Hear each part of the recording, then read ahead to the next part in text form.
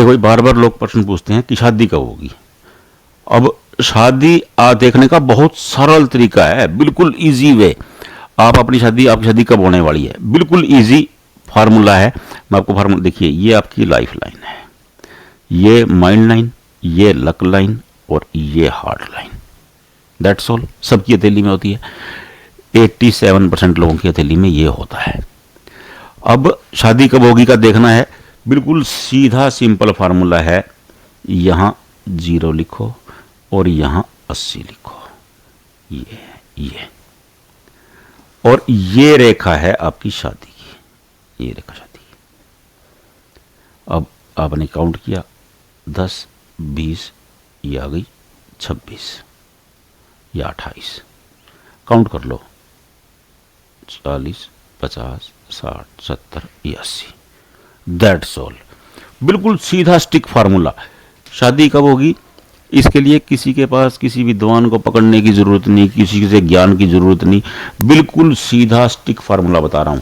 ये फार्मूला 97% कारगर हो जाता है। आपको कुछ करने की जरूरत ही नहीं है, आपको पूछने की भी जरूरत नहीं।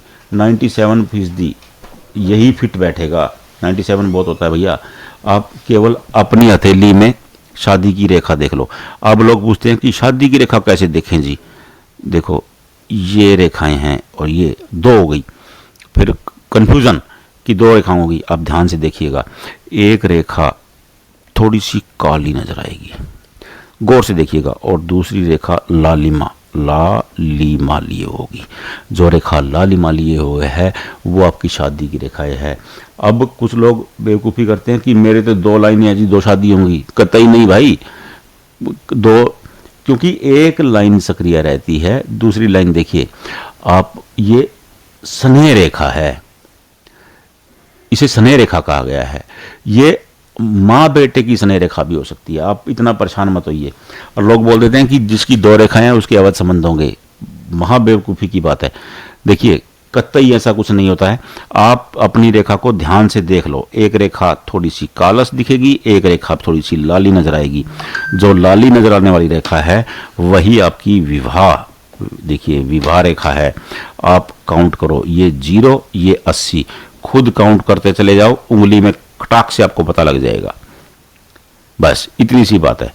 विवाह कब होगा आप खुद निकाल लो, और जिसका हो चुका है वो भी मिला के देख ले अपना कि किस साल में विवाह हुआ था।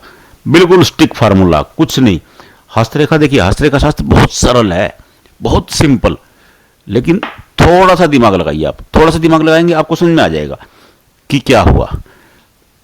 अब आप कहते हो, कई कहेंगे कि 80 वर्ष एवरेज थोड़ी, 80 वर्ष आपने उम्र लिख दी, 80 वर्ष उम्र थोड़ी है। भैया आप उम्र का कैलकुलेशन निकालोगे तब तक तो आपको पूरा हस्तरेखा में चौपट हो जाओगे, आपको समझ में नहीं आएगा। तो एक एवरेज टेंटेटिव एज मैंने बताई है, ये आप एवरेज एज बता रहा हूं। अब इसमें कंफ्यूजन नहीं। मान लो कि आप खुद देख रहे हो, आपने कौन सा यार किसी को पैसे दिए हैं, आप तो खुद ही तो देख रहे हो।